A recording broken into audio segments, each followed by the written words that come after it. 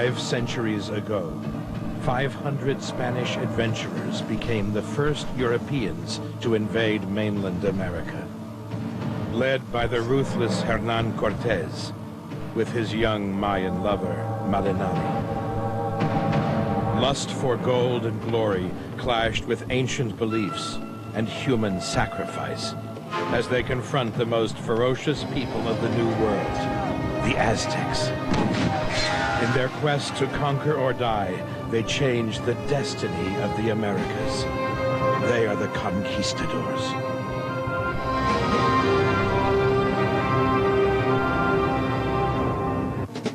April 21st, 1519, an ominous sight appears off the coast of Mexico, a fleet of Spanish caravels.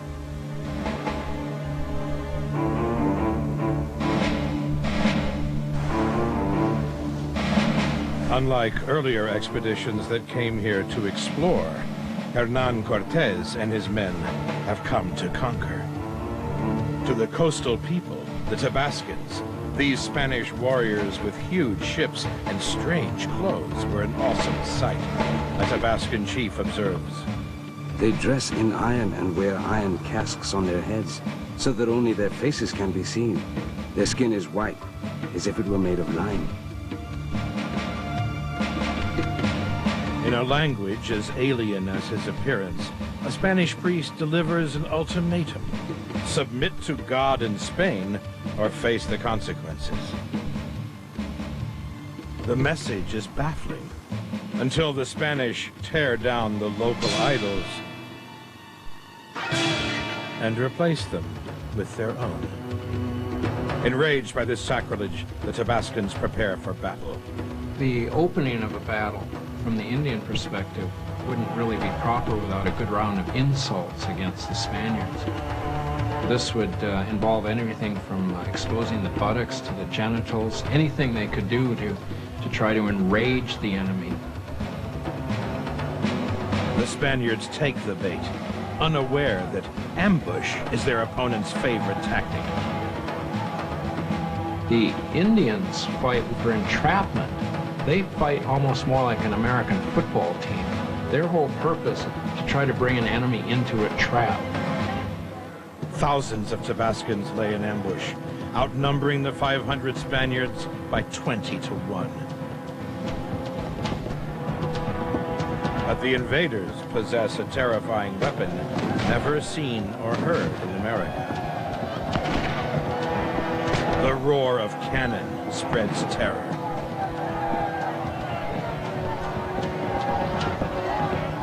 Their ability to actually make a landing on a shore and to invade them in such a capacity would have been extraordinary to Mesoamerican people. It doesn't take the Tabascans long to regroup, but guns aren't their only problem. A Spanish soldier was Europe's most lethal killing machine, forged in a 700-year holy war against the Muslim invaders of Spain. He fought by a set of rules unthinkable to the Tabascans. A Spaniard is motivated strictly by killing a man as quickly and as efficiently as possible. Now, to an Indian, that is a complete waste. An Indian is out to try to grab a Spaniard, to injure him first, make him a captive, bring him back to his city, and present him to his lord for rich rewards. Covered in steel armor, the Spaniards were almost invincible. The Indian wooden clubs were lined with a razor-sharp volcanic glass, obsidian, but it shatters on impact and must be constantly replaced. They had never encountered anything like steel armor before. So this would have been a tremendous psychological blow to see his prized weapon to be so ineffectual against Spanish weapons. But the great shock weapon is the horse. At the time of the invasion, no Indian had ever seen a horse in the Americas.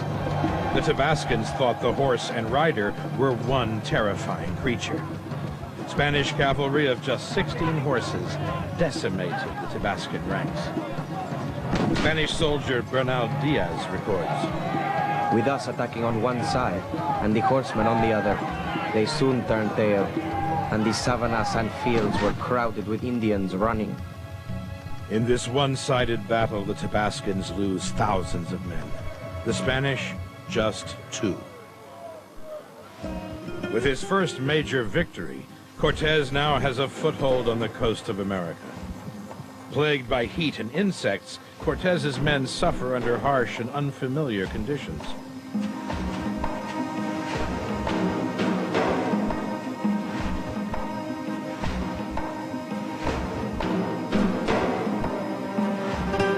Cortés starts plotting his next move. He accepts Tabascan peace offerings of food, water, and, to the delight of his men, 20 female slaves. The Tabascans were a fiercely independent, warlike people, but they were realistic enough to know when they were beaten. If you recognized somebody as stronger than you, then you presented them in tribute. And this was a traditional thing in this part of the world. But the women, there was a serious purpose to this, to represent the union, the future union and harmony between two different peoples, two different communities. One is a young girl called Malinali, who immediately catches Cortés's eye. This teenage girl will become a crucial figure in the war for Mexico. To many, she will go down in history as La Malinche, the traitor. She was around 16 or 17. She was very clever. She had a gift for languages. She learned Spanish in 3 or 4 months. She was very lovely. She talked all the time. She was very funny. And Malinali was a willing collaborator. But the greatest prize the Spaniards seek from their new allies is gold. Gold, the Tabascans say, that comes from the Mexica, the Aztecs. A great civilization in the heart of Mexico, overflowing with gold. It was Cortés's lust for gold and glory which had brought him to the New World in 1506. Settling in Cuba, already a Spanish colony, Cortés made a small fortune in mining gold from the rivers. This opened his eyes to what the rest of the New World might hold. In Cuba, he befriended the colony's governor, Diego Velázquez, who would unwittingly set Cortés on his path to conquest. The Cubans were forced to work the Spanish plantations and mines. Many died from brutality and disease. The Spanish desperately needed replacements. Velázquez authorized an expedition west to what the Spaniards believed was another cluster of islands. In reality, it was mainland America. Cortés saw his chance. He persuaded his friend Velázquez to let him lead the expedition. But Velázquez soon began having doubts. He'd only authorized Cortés to explore the coast, trade with locals, and bring back slaves. But Cortés was organizing a large and well-armed fleet. When he went around the island looking for volunteers to join the expedition, he clearly told them that he was planning to conquer. This is the reason why many people joined him. Fearing that Cortés's expedition would rob him of his own dreams of conquest, Velázquez tried to oust Cortés as leader. Too late. Cortés had already set sail. It was February 18th, 1519. In open defiance of his patron, Cortés aimed to conquer a land he'd never seen. A decision that would have him branded a traitor and would nearly cost him his life. Now, 2 months later, with 500 men, Cortés plots his move inland to the heart of the Aztec Empire. Word of these foreign invaders had traveled 200 miles to the west to the immense city of Tenochtitlan, the fabulous Aztec capital. From their impregnable man-made island on Lake Texcoco, site of present-day Mexico City, the Aztecs rule over a vast empire of as many as 25 million subjects. Like the Spaniards, the Aztecs live for religion and war.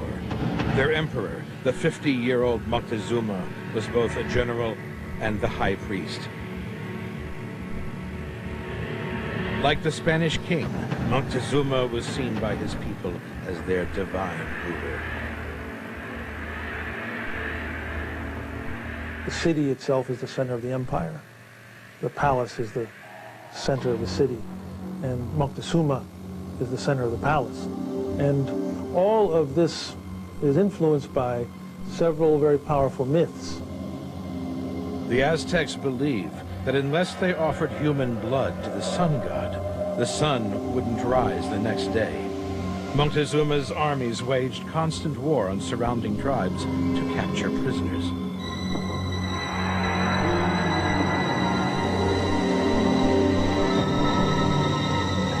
Every day, they were sacrificed on the insatiable altars of the sun god. Sacrifice kept the terrible forces of the gods at bay and helped keep the world in harmony.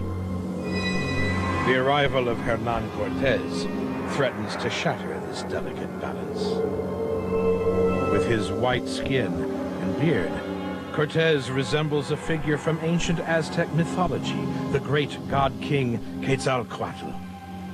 Banished from Mexico in the distant past, Quetzalcoatl had vowed to return in the year 1 Reed and reclaim his throne. Then, great tribulation would visit the people. By an amazing coincidence, the year of the Spanish invasion was the same as the Aztec year 1 Reed. Was this white stranger Quetzalcoatl? Nothing happens by chance in the Aztec world. While his priests and magicians try to explain the unexplainable, Moctezuma's ruling council is divided.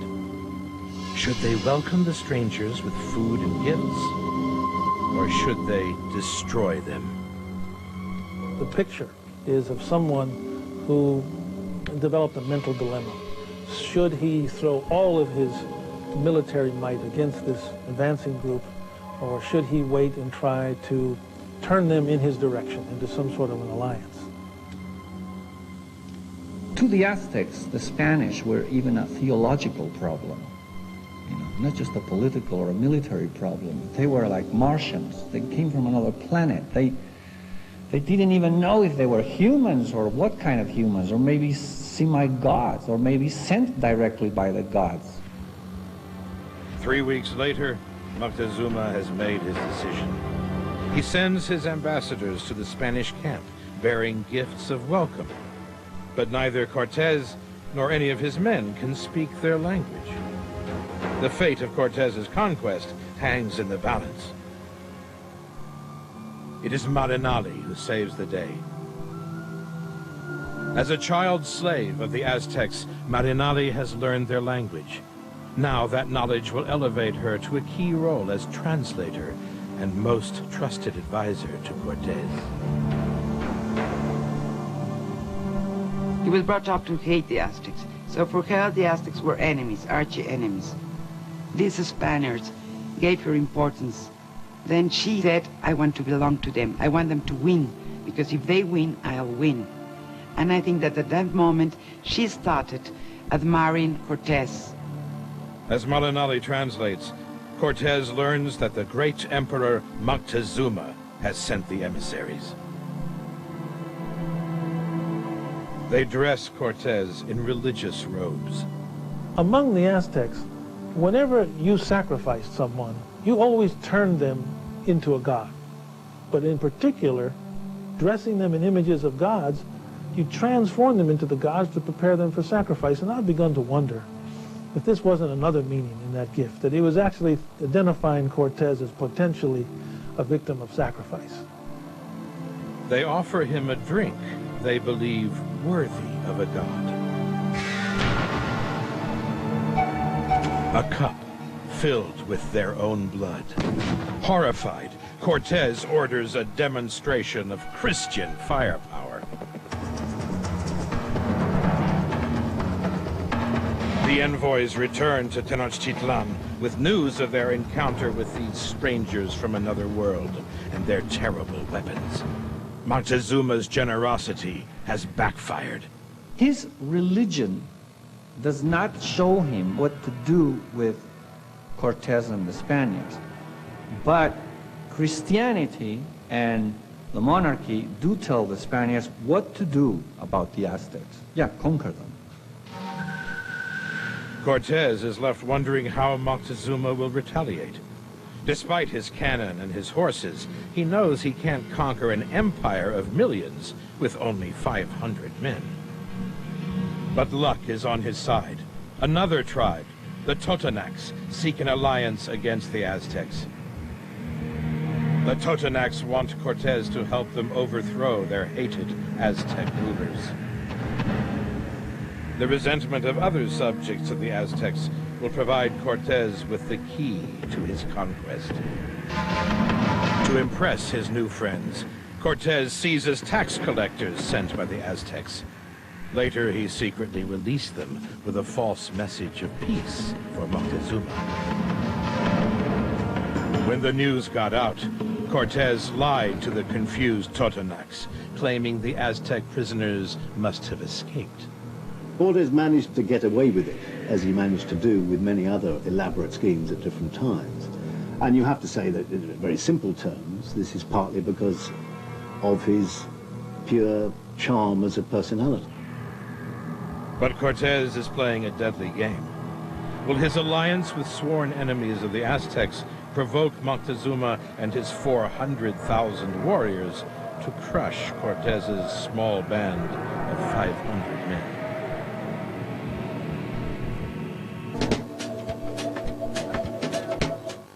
Vrijeme je novac. Pametno trošite vrijeme. Elektronsko bankarstvo. Nova banka.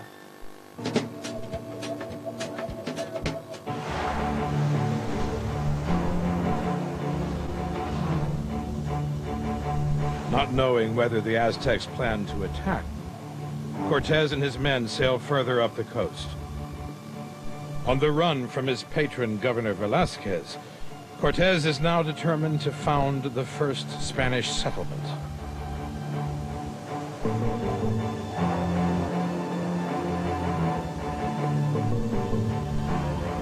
To cover his back, he writes to his sovereign, Charles V, King of Spain, seeking royal approval. Velázquez, of course, has also written to a king, letting him know that there is a case of treason here. And obviously Cortez makes the point that there is no treason, that it's just the opposite. He makes the point that Velázquez is the real traitor to the crown because he insists on a trading expedition instead of gaining new territory for the king. And most important of all, Cortez is very smart. He convinces his men to send absolutely every single piece of gold, everything that he has got, together with the letter. This will be very persuasive indeed. On his way up the coast, Cortez plans to break his contract with Velázquez and founds the city of Veracruz to legitimize his right of conquest. As soon as you establish a city, you can establish a city council. And of course he packed it with his own men. The city council turned around and declared that Cortez had fulfilled all of the obligations that he had to Velázquez under their contract, and he was now freed from that contract. But supporters of Cortez's patron, Velázquez, were outraged. They plotted to steal a ship and sail back to Cuba. But Cortez would let nothing stop him. He had what we call in Spain a right hand, a friendly way of dealing with everyone. He was a very persuasive man, extremely skillful in convincing people. But at the same time, he made it very clear that if they were not convinced, he was ready to use force. When he discovered the plot, he hanged the ringleaders and flogged the other conspirators. Then, to ensure that no one would escape, in one of the most daring and dangerous moves of the conquest, Cortez ordered all his ships scuttled. The ships were sunk at night when nobody was looking. So in the morning, it was a fact already.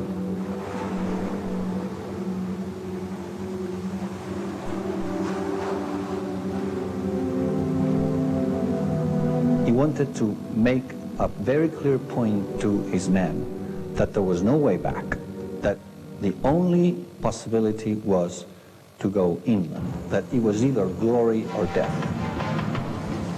On August 8th, 1519, 4 months after landing on the coast, Cortés leaves a garrison of 150 men and sets off to confront an empire of millions. He has just 300 soldiers and 800 native allies. Although the Aztecs have an army of over 400,000 warriors, Cortés vows to conquer or die. This single-minded obsession with conquest came from his boyhood dreams in the hills of Spain.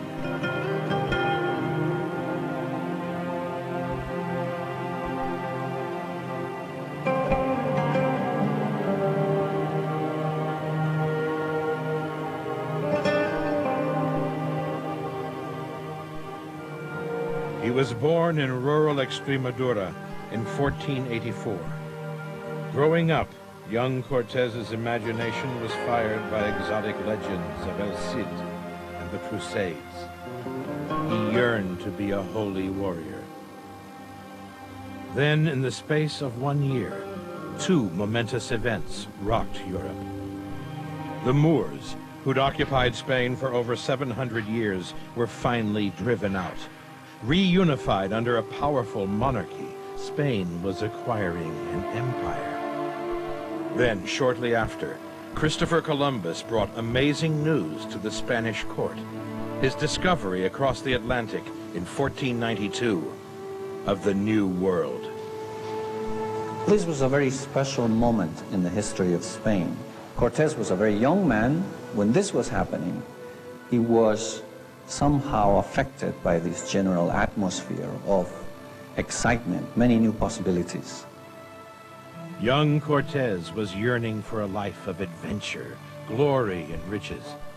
But his attempt to sail for the New World at 18 was crushed by his relentless womanizing. He broke his leg fleeing from a young woman's bedroom. It was 4 more years before his next chance came. At age 22, he finally set sail for the New World. Now, 13 years later, Cortés was risking everything for his boyhood dreams.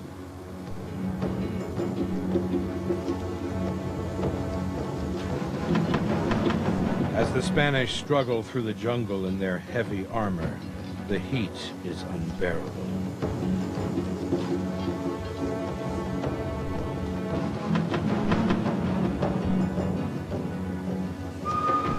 With every step, they find evidence of Aztec might. The Spanish stay on their guard. They come across great temples, unlike anything back in Spain.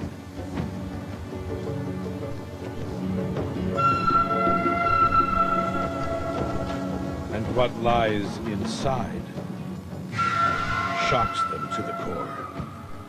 Human sacrifice.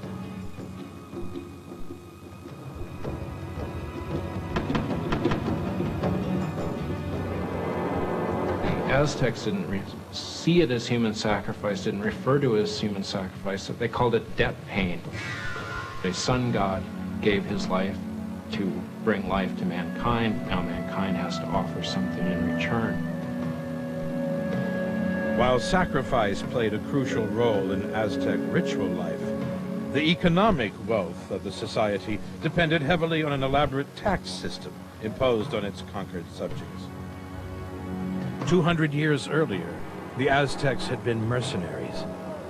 As a small warrior tribe, the Aztecs settled on an island in the center of Lake Texcoco.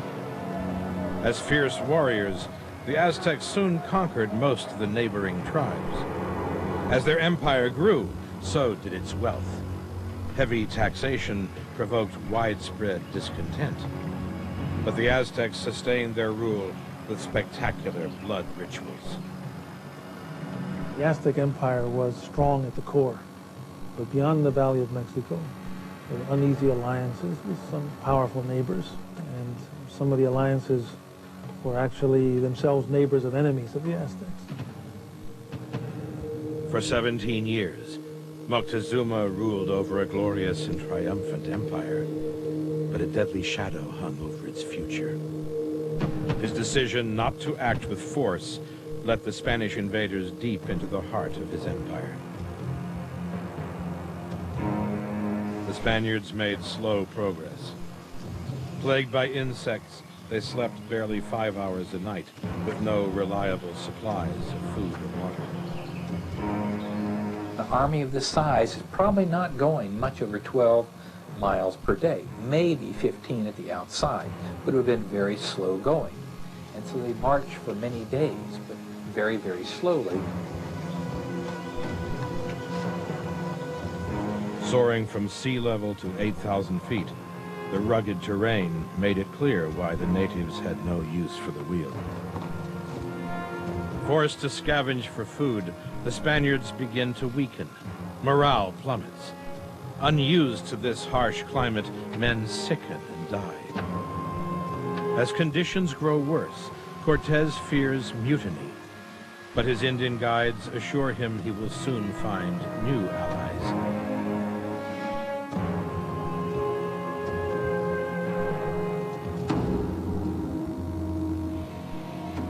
A powerful tribe and enemy of the Aztecs, the Tlaxcalans.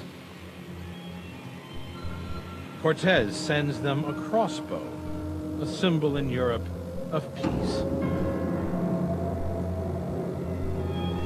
It's a terrible mistake. The Tlaxcalans interpret it as a declaration of war. Outnumbered by an army of up to 100,000 men, the Spaniards are facing certain death.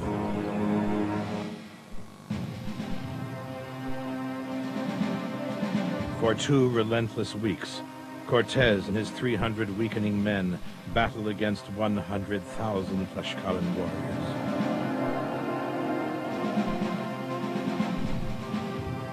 Their dreams of gold and conquest, a distant memory. Survival in the present now seems their only hope. As one of them, Bernal Diaz, recalled, They came determined to leave none of us alive, putting so much fear into us that many of the Spaniards asked for confession. The Tlaxcaltecas are a critical turning point because they have a huge army. And after all Cortés's limitations, military limitations with such a small army, I think he probably thought, this is the limit of what I can defeat. The Spaniards quickly buried their dead horses to hide their loss.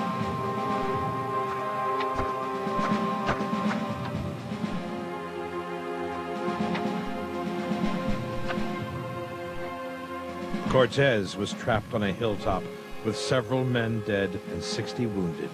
His men were losing hope. Peace, he claimed, was on the way. It was a desperate lie. The situation with the Tlaxcalans was very, very bad indeed, and they were on the verge of being annihilated. Cortés himself must have had doubts, but the last thing you could possibly do in those circumstances was falter, show signs of weakness. And so this does seem to exemplify this astonishing ability he has to bind his people to him and keep them going in extraordinarily adverse circumstances. Then, within a few days, the Tlaxcalan leaders arrived at Cortés's camp. Another gamble that paid off. Miraculously, the Tlaxcalans wanted to make peace. Cortés now struck his most important alliance of the conquest. With the Tlaxcalans at his side, the tiny Spanish force was growing into a full-scale army. Once again, Malinali's role as a go-between was pivotal. There was a turning point.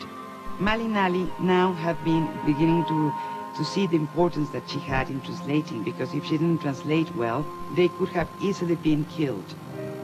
Cortés was now deeply indebted to Malinali's extraordinary talents, and their relationship changed. He took her as his lover. She helped to set up this absolutely pivotal alliance which lasts throughout the conquest period. The Tlaxcalans are the most faithful and effective of all the allies that Cortés had. But the Tlaxcalans had reasons of their own for making peace. What the Tlaxcalans were doing was creating an alliance with the Spaniards because the Spaniards could then serve as the shock troops to their army against the Aztecs. Aztec chronicles report that when Moctezuma received news of the alliance, he fell into a stunned silence. For a long time he remained thus, then spoke. What help is there for us now, my friends? We can do nothing but wait. I don't believe that the ruler of an empire of 10 million people was, in some sort of psychological depression because he heard of some strangers who were battling on the edge of his empire. In many places in Mexico, and even around the capital, it wasn't that big of a deal. The Aztec council remained deeply divided over what they should do next. Should they now attack the strangers and their allies, or let them continue their march to the city and greet them as guests? On November 2nd, 1519, after 3 months traveling, Cortés and his allies finally reached the mountains surrounding the Aztec capital. Moctezuma now has no alternative. He must act quickly. He decides to send envoys bearing gold, hoping the strangers will take the gifts and leave. They don't. The Aztec envoys reported. They picked up the gold and fingered it like monkeys. The truth is, they hungered like pigs for that gold. The idea that Cortés might be the returning god Quetzalcoatl had long since vanished. The Spanish reaction to gold was all too human. But Moctezuma's attempt to stop the Spaniards from entering his great capital backfired spectacularly. If he wanted to convince them to go away, actually what this did was exactly the opposite, because once they saw the presence, real gold, then the Spaniards thought, well, now we're going to stay, of course. With the promise of gold, the Spaniards were now more determined than ever to reach the glittering Aztec capital. And with this epic meeting between two totally alien worlds, neither Moctezuma nor his empire would ever be the same again.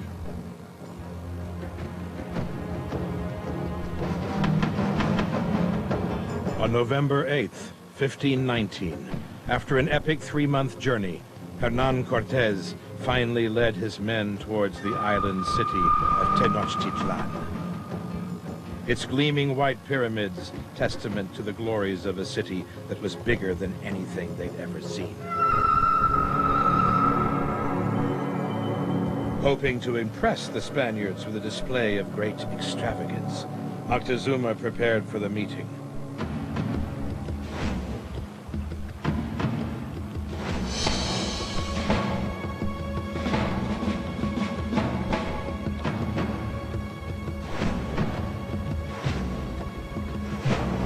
As the two sides approached each other along one of the city's causeways, the air grew thick with excitement and fear.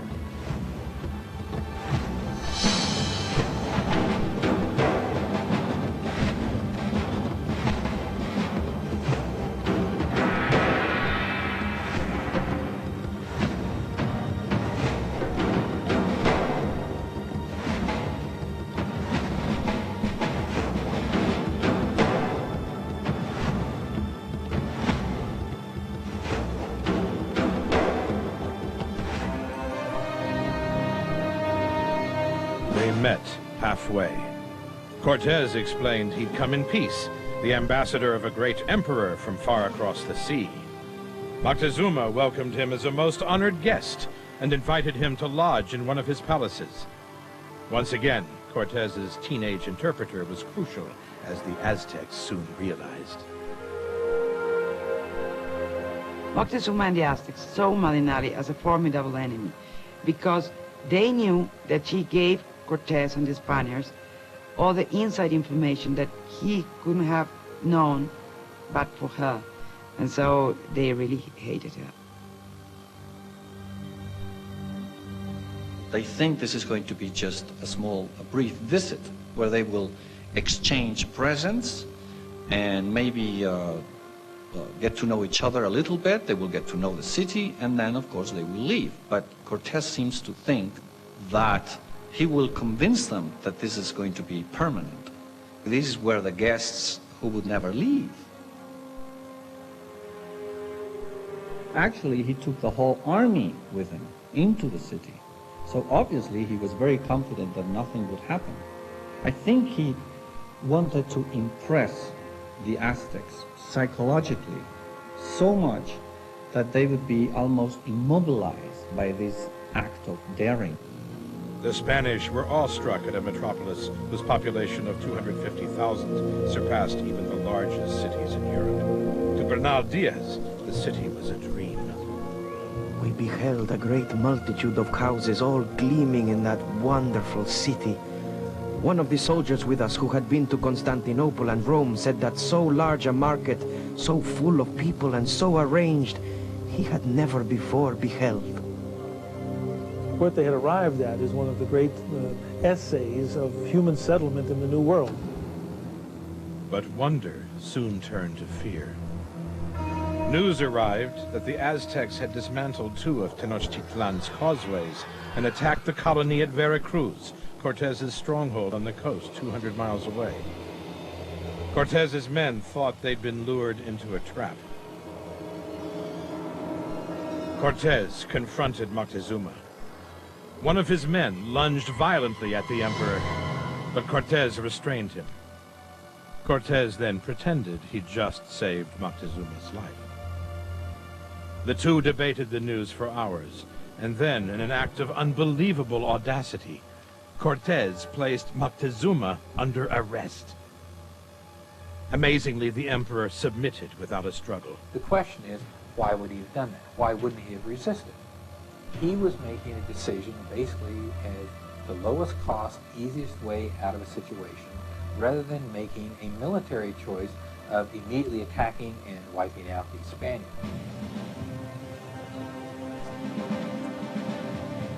To cover their actions, the Spaniards created diversions and confusion. Once Moctezuma is taken prisoner, after extending this hospitality and becoming what looks like a kind of ally of Cortez, not only for him, but certainly for the ruling council, anyone who heard it, this would have been understood as a betrayal, as a terrible danger that had struck the palace, the empire, and now perhaps the cosmos. Cortez then tortured one of Moctezuma's generals until he confessed that the emperor himself ordered the attack on Veracruz. The Spaniards burned the general alive. It's quite crazy, actually, to have the emperor arrested. But obviously, he must have thought that somehow, by shocking everyone, he would achieve a total state of immobilization in the empire. And that's exactly what he achieved.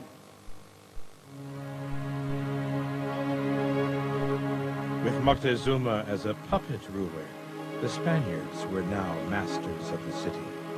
For the next 2 months, Cortez and Moctezuma tried to come to terms with each other. Cortez spoke about his God and urged Moctezuma to become a Christian. The emperor refused. Moctezuma developed a strange relationship with his captors. Some people even talk about him being in the Stockholm syndrome, of the person who becomes almost friendly with his captors. Though technically still the Aztec emperor, Moctezuma's grip on the general council gradually weakened. So Cortez pushed for a formal transfer of power. I think most people would have expected the Aztecs to rise against Cortez or something like that. But he's actually able to convince Moctezuma to tell everyone, stay quiet, stay there. It appears that the other members of the council were also thrown into crisis. On the one hand, what can they do while their ruler is still alive, and they're having difficulty getting access to him? On the other hand, they've still got to deal with day-to-day crisis, which they're doing, and they're still waiting to see, waiting to find out exactly what is going to be the outcome. The official handover of power took place in early January 1520. The great Aztec Empire now belonged, in name at least, to King Charles V and Spain, and so did all its treasures. As the king's self-appointed ambassador, Cortez now claimed his prize, more gold than he could ever have imagined. An Aztec recalled. When they arrived in the treasure house, they gathered all the gold into a great mound and set fire to everything else, regardless of its value. Then they melted down the gold into ingots. Over 100 tons of gold were looted, as well as countless gems and precious stones. Desperate to legitimize his actions and win the king's favor, Cortez wrote to Charles, but victory was premature. Moctezuma was furious at the looting and begged Cortez to take his gold and go. Cortez refused.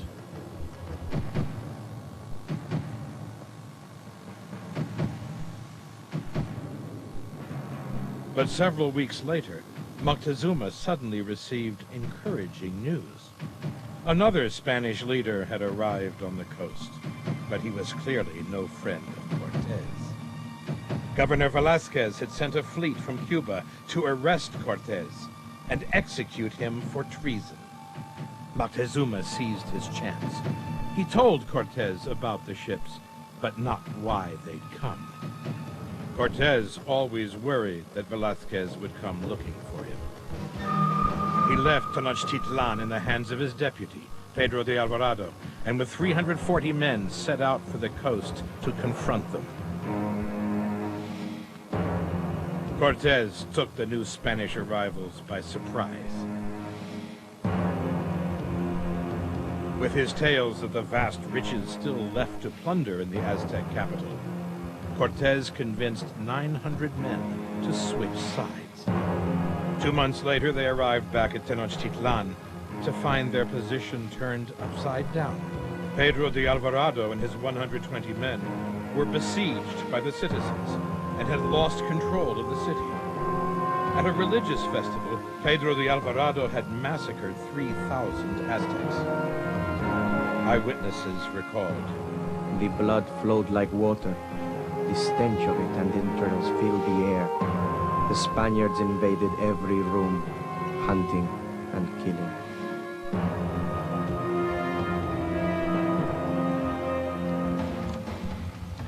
The Aztecs retaliated, hunting down and killing Spaniards.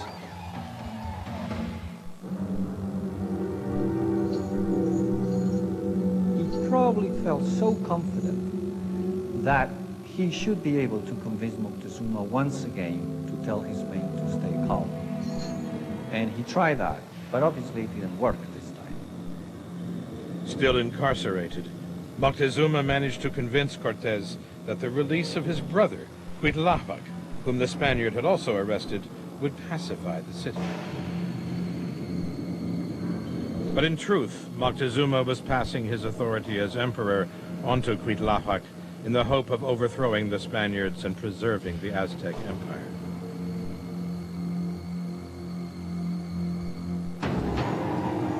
From the palace, Cortez forced Moctezuma to plead for peace. It was the last time the broken emperor addressed his people.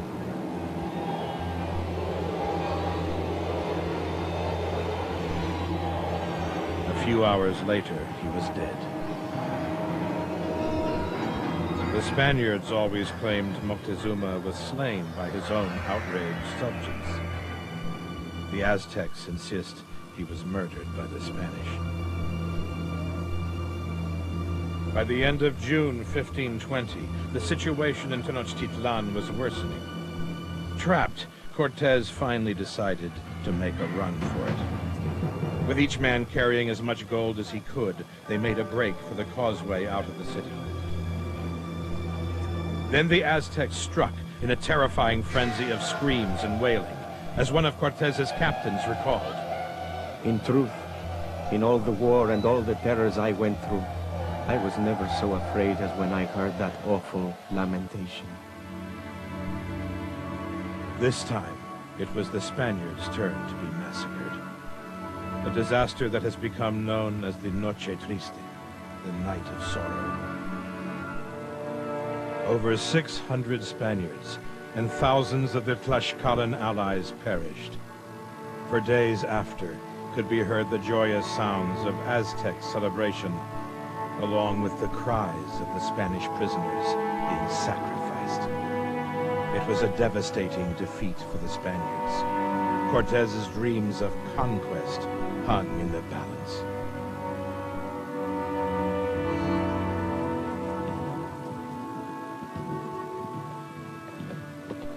Driven out of the Aztec capital, his boyhood dreams of conquest now seem doomed to failure.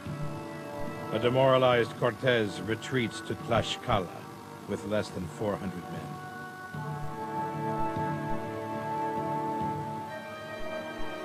But fate deals Cortez a terrible and deadly advantage. No one could have imagined the destructive power of this new ally brought from Europe. Within years, it would kill almost 90% of the Aztec population. With no immunity to European diseases, the Aztecs were decimated by what they called the Great Rash, smallpox. Covered with agonizing sores from head to foot, the sick were so utterly helpless they could only lie on their beds like corpses. You have to imagine quite appalling scenes inside Tenochtitlan, where there were just piles of rotting, smallpox-ridden bodies all over the place. That must have had a profound psychological effect, that the gods had deserted them, and this was a sign of the inevitability of them. Cortez regrouped his forces and strikes at the weakened Aztec capital. He said, now we have an obligation to retake Tenochtitlan because Tenochtitlan is technically Spanish already. He builds 13 ships, and in June 1521 uses them to blockade the great lake of Texcoco that surrounds the Aztec capital. Even without food or fresh water, the debilitated city still resists, but it's only a matter of time. The Aztecs are starting to lose ground. The building after building is being blown up. The Aztec warriors themselves are becoming the walls, the final resistance. It takes Cortez and his massive army of allies 3 months of continuous assault to destroy the proud capital of the Aztecs. Cortez triumphs for God and Spain. Tenochtitlan lies in smoldering ruins. On the ashes of the crushed Aztec capital, Cortez begins to build a new Christian colony where thousands of Spaniards will settle. But Cortez can never foresee the union of cultures that will become Mexico. Regardless of the fact that one side won, the real legacy is a union of two cultures and the creation of a new people. In 1522, Charles V receives a letter from Cortez telling of the great victory for the Spaniards, but they haven't done it alone. While Cortez was the driving force, without his hundreds of thousands of native allies, the Spanish wouldn't have stood a chance against the Aztecs. The reality is Indians conquered the Aztecs, not Spaniards. And so it was an Indian victory over Indians, but the Spaniards ended up taking all the spoils. 7 years after his victory over the Aztecs, Cortez returns to Spain. He receives the recognition and legitimacy he'd craved all his life. The king pardons Cortez and makes him Marquis of the Valley of Mexico, with a right to 1/12 of the Aztec riches. Having come from nothing, after 22 years in the New World, Cortez now owns vast estates all over Mexico and is one of the wealthiest men in Europe. Young Marinali lives the rest of her life in the capital of New Spain, Mexico City.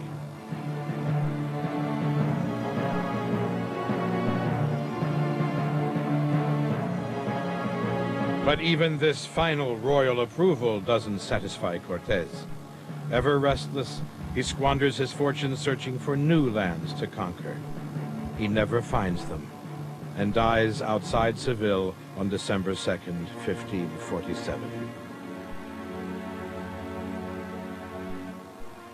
He is a brutal man, quite prepared to use appalling sort of massacre and terror tactics, but everybody recognizes that this man is one of the titans of world history. You may say that the one who discovers the New World as a land of opportunity is really Cortez and not Columbus. He was a man whose actions irreversibly changed the destiny of a continent, who pushed himself and his men to every extreme, and who lived by the simple motto, conquer or die.